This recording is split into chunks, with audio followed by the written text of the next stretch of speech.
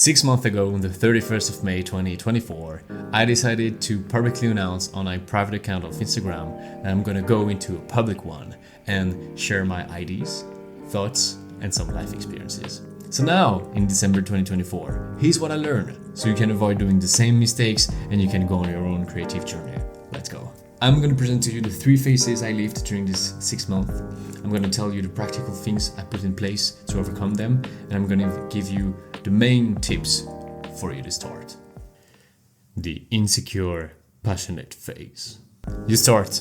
You finally overcame this fear of wanting to create videos that you've been having for several years. That's my case. I've been creating videos since I'm 11 years old, but I never took the lead to do it kind of publicly and to share my creative craft, to have feedbacks and everything. You're really excited?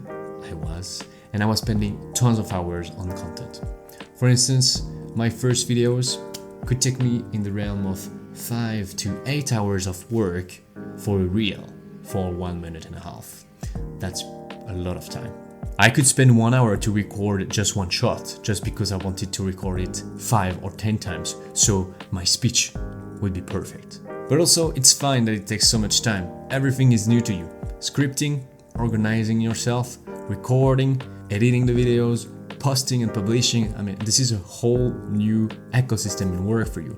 The thing you need to understand when you first publish your videos is that you're not only creating content, but you are also breaking down pieces by pieces the fears you had to start recording yourself.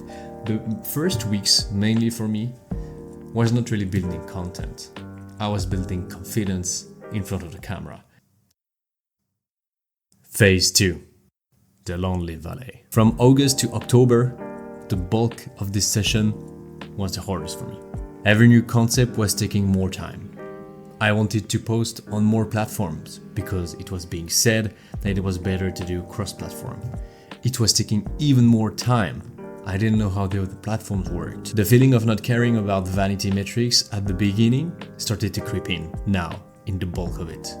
The fact that the account didn't grow that much, showing how shallow my first motives were kind of slowing me down. I had some creeping thoughts. I almost failed from time to time to publish this video 1 per week. What was happening is that I was procrastinating the work more and more and making almost everything in a rush the Saturday or even the Sunday to publish my video. And as I said, I almost failed because once I had to publish at 23:37. It might sound funny, but this specific week took a big hit on me. I almost failed my goal because I was overwhelmed by the task, and I almost broke the promise I made to myself and also people watching me, even though at this time I had like 200 followers. But first I didn't act upon it. But from this point, I knew it was in my power to find better ways to overcome this mental problem and this practical organizational problem. Phase 3. The comeback. Like many things, if you stick to it, it becomes a habit. When you start to figuring out the chaos of all of this, new ideas emerge. I started to talk about these things to some friends that gave me some ideas. I should not only build content, I should also build the ecosystem around my content creation. So here's what I did. I watched over 10 fucking hours of YouTube video of different content creators telling you how you can streamline your process. I looked on purpose many different YouTubers with many different followers count, from small to big ones with low money or high money, in order to compare the methods that could fit my needs. Here's what I did. I wrote down every task I was doing every time I wanted to create a video. And for each task, I looked at it and I was like, all right, I have 2 options. Can I automate it or delegate, but I don't have money to pay someone to do it? And can I make it more efficient? And from this, I wanted to create this ecosystem that would give me so much more freedom and less friction, that I could have more creativity. So you probably understand that now, after the 6 months where I felt really excited, it was taking a lot of time, but I was fine. Then I was feeling really down. I almost quit it. I almost failed. And then I gained a big ramp up of motivation thanks to systemizing and processing everything. Now is where I can give you some quick tips on what happened to me to make it tailored to you.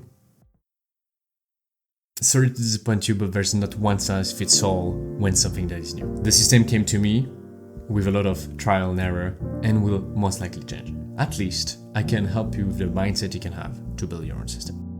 You should be willing to discover a complete new ecosystem. With new projects come the discovery of new needs. With new needs come the discovery of new problems. Just do, try, and experiment. You should also give yourself time, because a lot of the things that looks easy actually takes time. Creating your social profiles, reading about how making leaks in your bio, how the tools exist, what tools exist, how they communicate together, the limitations of the different platforms, etc. Give yourself permission to start, give yourself permission to create, and also give yourself permission to sark. Be willing to discover your star and purpose, even if it's not popular at first. It took me some time to understand why I had this creative urge to make this kind of videos. And then I realized I wanted to create the content I wasn't seeing on the platforms. Not so many things anymore were resonating with what I wanted to do.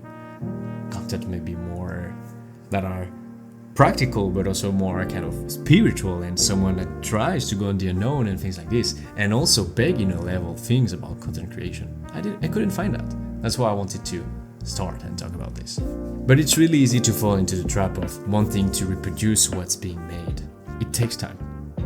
I'm still trying to find it. And it took me a lot of time to realize it and accept it internally. But except if you are a really exceptional individual with character traits and physical attributes that are really helpful on social media, that are first on the shadow level with superficial stuff, which statistically you aren't, like I am, it's not gonna work at the beginning, because people need to be exposed to you, and they needs to see that the shadow part is not enough, and that there's more to discover about your profile, and that you can probably change your life.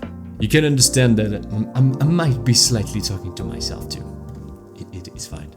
It's fine, because if you want to make the jump, you're probably gonna realize the same thing.